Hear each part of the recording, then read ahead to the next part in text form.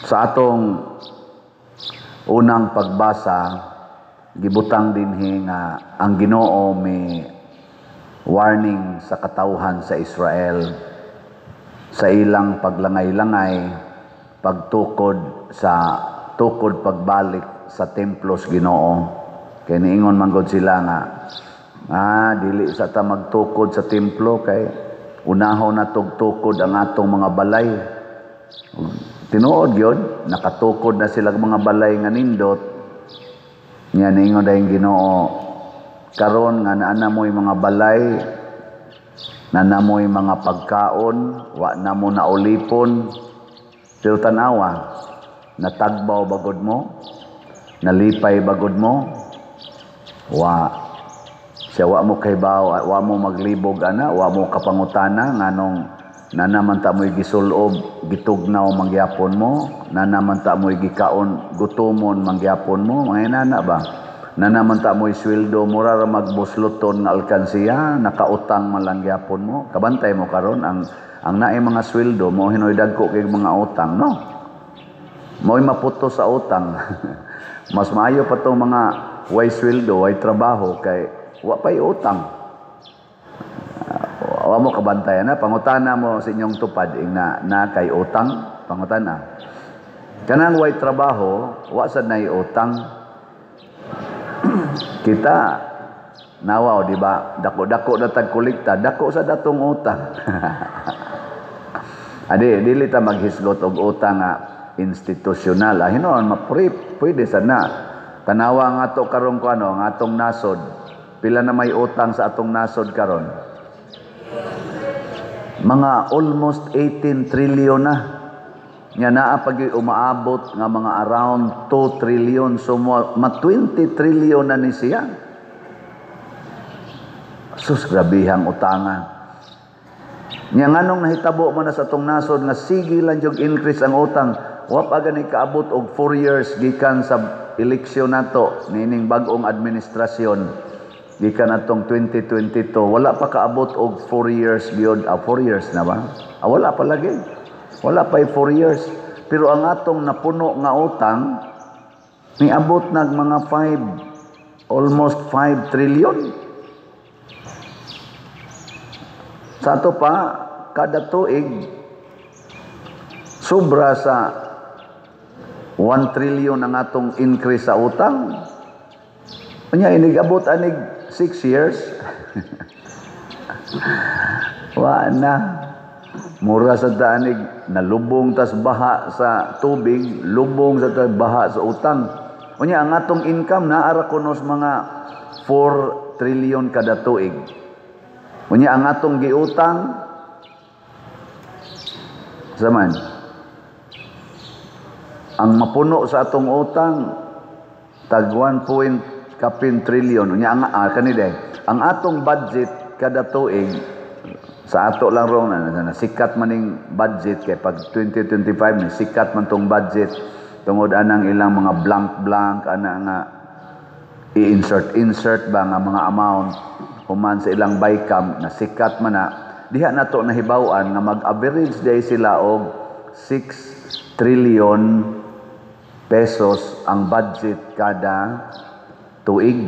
Porting dako Unya ang pinakadako ana nga gibudgetan ang infrastructure. DPWH gi-question pa gani na kay ang dako gid ay unta nga education man. Pero ang ilagi sa atong constitution education mo idako. Unta karon ang nadako na hinuon ang DPWH. Mao nang nasikat ron ang DPWH tungod anang dagko kayong mga anomalya sa ilang project. Sige. 6 trillion kapin tag 6 average 6.3 trillion kada tuig ang budget. Pero ang atong income 4 trillion ra. Di sa to pa kada himo nilang budget apil gid ng 1 trillion nga utangonon. Nya mo budget na sad karong 2026 6 6.3 na sad trilyon. Unya ang atong income mura ra bag ni aksyong ubos. So mo nang mga 2 trilyon na ang atong utangon. Ano man daig budgeto na lang na unsay atong income kana na lay atong budgeton. Di ba? Kana na lay atong bahin-bahinon ba? Nya maynusan lag korupsyon. Kaya ang korupsyon dahil kuno sa atong nasod mga igsoon, matod pas ilaron dihang hiring-hiring, mag-average sad o 30% kung unsay atong budget, 30% ana padong sa korupsyon. More or less, 30% padong sa korupsyon. Gani karon ang bagong na-discovery, moabot dahil kunog 70% padong sa korupsyon. Pero og atong totalon tanan kay di raman ang korupsyon diha sa DPWH, naman say korupsyon sa education, sa military, hasta pagani sa atong kaning mga PhilHealth o kaning ato ganing mga senior citizen, mga PWD, daghamang mga palusot diha, LTO, mga inana, mauna daghan in corruption. So kung ato din ang i-average sa ilang korupsyon, 30% sa atong total budget. Sa ato pa, 30% of 6 trillion, 1.8 trillion maunay corruption. So ang 6.8 o 6 trillion maynusan nimo 1.8 trillion na corruption ug masiro corruption ta, ang atong income nga 4 trillion paigo ra, igo-igo ra, di ba? Awa mo kay ba? Unya kay kana kunong atong income nag-i-estimate nila nga 4 trillion, gimaynusa na sad kunon og gipunanan atin sa gimaynusa na kuno na sa 30% nga korupsyon. Kaya nga to sang income ila masang korupsyonon. Di sa to pag gimaynusa na sana ginit na siya sa korupsyon. So kung nato sa tong iuli ang ilang gikurupt sa atong income nga 30%, ang 4 trillion mahimo sa ng 6 trilyon. Sa ato pa di ay doon na gid ayon tatay income kada tuig nga mga 1 trilyon kada tuig. Kung wa lang gyud tay corruption, di mo increase na ta. Og mao na gipasabot sa unang pagbasa. Wa ba mo kahibaw nganong naingon ani mo? Kay wa ninyo lipaya ang Ginoo. Ingon dayon siya diri, pangadto mos bukid, tukuran ninyo ang akong balay, ug kun malipay nako, ipakita nako ninyo ang akong himaya. Ipakita nako ninyo kung unsaon ta mo paglipay. Munang ningon ang Ginoo na lipay sa iyang lungsod, matud pas tubag nato sa Salmo. Unya kun malipay ng Ginoo sa atong lungsod, munindot sad ang atong palibot, ang atong kahimtang. Sa inyong paminaw karon sa atong panagkuyog din hisugod adtong August 5, nalipay kang Ginoo nato. Kusga. Taka lang mo. Aw base no. Mailhan man na nimo kay munindot ban ang atong palibot. Mura bag naa tay nindot nga mo develop ba? Dili mabungkag, dili maguba. Mo develop nya malipay pud ta. Nalipay mo ron. Oh na nataod na sad ang ikalima na nga hilifan. Tanawa di balahi og naong. Taloyo ba? Anya, basin karong adlaw mahumag tao diri ang ikaunom. Na naman niabot naman pero wala pa mo bayad ana ang nidunit. Nga naman iya usang huwaton nga mataod ang duha para dili kuno mahimong ghost project. So mo na ato nang iampo nga mudayon tog dunit no.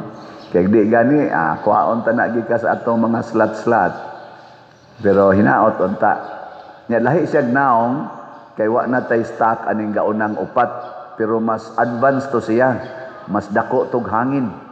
Dako man og dako man siya propeller. Nya tama ra sa siya kay dako-dako man sa nang space diha sa loyo. Di man para dire nga giduha na to. So do na gyud pamaaging Ginoo. Nya adtong niaging adlaw ni brown out atong gipaandar ang atong generator nga murag tura-tura. Wa kaabot og 30 minutos ni aso. Ni aso. Di na siya kasustenir. So nag-search dayon ko og namsa ko'y kaila nga supplier og generator. Iya tang gikotisyonan og mga 600 kapin thousand 50 kBA nga brand new nga generator. Gahunahon ako dako sa dani i-round off das mga accessories moabot man og 700,000. Unsa man atong paliton dili. Bitaw kamoy desisyon unsa man. Kay akong ginahuna ba og mobalik na sa niyang brown out.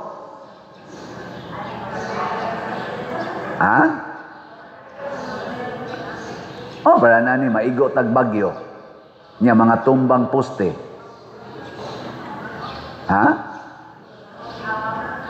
Kadto bitaw pag-abot sa audit, sultihan ta mo dito ko sa San Vicente. Ang audit ko man to no kanang December. Nahitabo sad nga nag-brown out dito nga nagmisa si Bishop Palma mting ito, nagkabuang mig pangita, ang ngita nila mig migapon. Kay wa day may generator, so pagka September palit dayon mi og generator 100 kVA. Dito pag abot yun sa audit ang simbahan ra gyud nagsiga for almost 1 month or 2 months. Ang simbahan ra gyud mo'y nagsiga didto nag-charge ang mga takatauhan. Wa ra ba mo bayad? Sige lang charge, sobra 300 to 500 katao kada adlaw gikas buntag ngadto gabi. Mo average mi og tag unom ngadto sa 8 ka containers na diesel ang i-feed na mo. Why kolekta? Why kanana? Tong nakaingon ko may ragyong na generator. Karon naghuna-huna na sa ko diri kay sunod-sunod ra bang bagyo. Simbak kong naikalit ba? So ato lang to orderon. Anya ako lang to ignon anam-anaman lagbayad ha. Oy, taga finance na amang gid mo diha. Okay mo? Niyango man ang usas mga okay mo ha? Taga finance ha. Yango man, ingo ana man. Di sige. Okay hon tani. Kamong taga online, okay ra mo. Malipay kang Ginoo mo palit og generator. Malipay gina siya kay ato man gi-secured ang iyang misa. Sa ato pa makapadayon tag misa nga way interruption sa brown out. Unya kung doon natay activities para sa Ginoo, mapadayon. Nya dili mo ngit-ngit ang atong simbahan nga mura tag ungo dinhi. Musiga ato mga suga, muandar ang atong ventilation. Malipay ang Ginoo. Muna akong i-declare karon atong paliton, ha? Kung atong orderon. Nganong mura pa mong nangaguol? Pila man na kaslots ang 700,000? 7,000 kaslots. 100 man ato per slot. Sige, kinsa ninyo dihay mo donate og tag 1,000 kaslots mo palit sa PPSC. Pitura ka tag 1,000 slots. Sige. Pitura ka tag 1,000. So nagkinahanglan na tag 7 ka donors. So muna itong challenge sa generator. Nya kada andar sa generator mo andar sad ang gracias Ginoo padong ninyo. Ang nagdonate ani kada tuyok man ika mas daghan na padung kay kada tuyok man. Oy sudan sa kanang andar mas daghan pa nas tuyok. Bitaw mga igsoon ang atong hunahunaon kanunay ang makaayo sa katilingban. Gi-install na sad ang atong internet, atong mga kaning kamera para sa atong live streaming na nalay usa ka gadget nga kuwang para mulihok na. Bantay mo, yan na tayo kamera dire, yan na si kamera dito sa Loyo, makita na ng inyong mga naong. Tingali karong simana, karong Domingo makita na mo kung ma-deliver na to ang katong ilang masali ka ng makina nga ang kadang gadget nga para mag sa kuan ba sa live streaming ba. Makita niya ng inyong mga naong din. Hibaw mo pila ni kantidad naa sa siya 100,000. 100,000. So ipuno nato sa generator 800,000. So ug naay gusto ninyong mo sponsor na murag pang kuan gid ba pang challenge gid nga sponsor para aning duha kaning kamera o kaning generator 1,000 slots ang challenge. Naman tay 162 slot challenge sa regular nga mga buyer sa slot sa PPSC. Natay special slot challenge 1,000 slot challenge. 8 kabok 1,000 slot challenge, ha? Ug naa na malipay yung Ginoo ninyo, pero duko-duko ra mo diha moingon mo tay kwarta isod kay nastanan nya naadjud kay kapasidad ba nya magduko-duko ra ka maliwat gyud kang Herodes. Kinsa man ni Herodes, nagpahimo siya sa kalipay, sa bahandi, gahom, isip hari, iya paganing gikabit ang asawa sa iyang igsuon, niya kay nibadlong man si Juan nga magbubunyag, iya pagyong gipunggutas liog, para lang yun mahilom, para siya magmalinaon, para siya malipay, pero pagkadungog niya bahin ni Jesus, na disturbo na sad siya, wa mapadayon ang iyang kalipay, wa mapadayon ang iyang kalinaw, disturb kay siya. Nga naman, kay wa siya mulipay sa Ginoo, ang iyang kaugalingon, ang iyang gilipay. Muna kamong mga milyonaryo, ni amang mga milyonaryo din sa atong parokya, sa territorial o sa online parishioners, hala, palit mo 1,000 ka slot challenge. Sinsiyo ra gid na ninyo.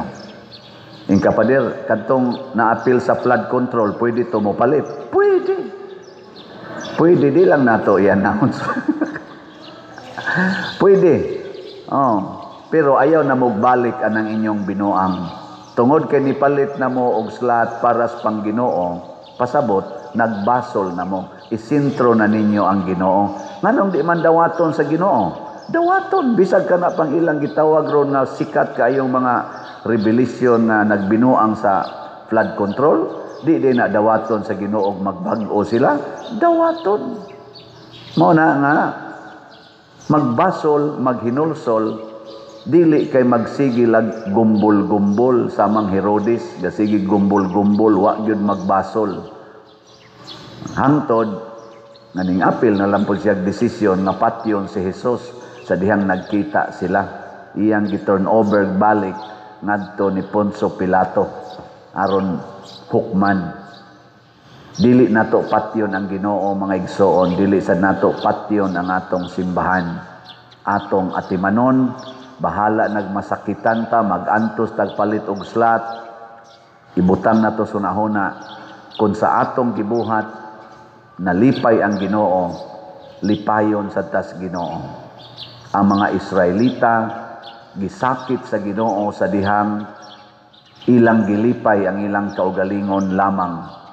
Pero sa dihang ni antos sila og ni sunod sa sugo sa Ginoo, gilipay na pod sila. Muna kini mga propeta mo pahinumdom gid ni ang pulong sa Ginoo, mo pahinumdom gid nato. Hunong na sa imong pagsigig lipay sa imong kaugalingon. Gamita ang imong gahom o ang imong bahandi paglipay sa Ginoo. Ug unsa man gyud kalipay sa Ginoo, atimana ang simbahan, atimana ang katawhan sa Dios at timana ang mga kabos ug mga nanginahanglan. Naot unta ang ato mga politicians labi na dinis atong nasod nga baga nagyug ig mga naong di nagyud dutlan hapit og mga pulong sa katawhan. Bisag magrally pa ang mga tao, mura lang gyud gwa. Bisag naanay na nga matay, naanay na nga lusno, klaro na gyud kaayo ang ilang binuhatan. Baga gyud kaignaong. Lingi ay mong tupad. Ingna nipis na ang imong naong. Ingna ba na nipis imong naong? Kada bang di na gid bitaw mauwaw nga mamakak at tubangan sa publiko? Ato na kaning hunongon oy. Di ba? Nga magampo ta nga di unta sila masama kabato o kasing-kasing ni Herodes. Aron dili ni sila masigig kapresyor kining ilang pagsigig pangawat, kining ilang sigig pangwarta, bunga ni sa way katagbawan na kasing-kasing. Kanabang kasing-kasing nga naghigwaos, kasing-kasing nga way katagbawan. O ngano man, kayang ilarang kaugalingon ang ilang gilipay, dili ang Ginoo. Maunay warning sa Ginoo sa atong first reading. Sige mog kaon, gutom lang gyapon, sige mog puyog balay, mura ra gyapon mog way balay. Sige mog tigom og kwarta, mura ra gyapon mog way kwarta. Tungod kay wa ninyo lipaya ang Ginoo. Last na lang lingi sa imong tupad. Lingian, ingna moapil ko anang 1,000 slot challenge. Ingna moapil ko anang 1,000 slot challenge. Nawa di ba? Wa gyud mo lingi kay ngano man adi ko kaya oy di ko na kaya. Ang imong mindset daan wa na human na. Natapos na. So congratulations sa niingon karon bitaw no. Murag kaya man gina nako. Pwede raman ang 1,000 slot challenge og in 3 months, in 2 months, o di ba? Pwede gani in 5 months, o di ba? Imong humanon ang imong 1,000 slot challenge. Pwede ra gyud. Ana.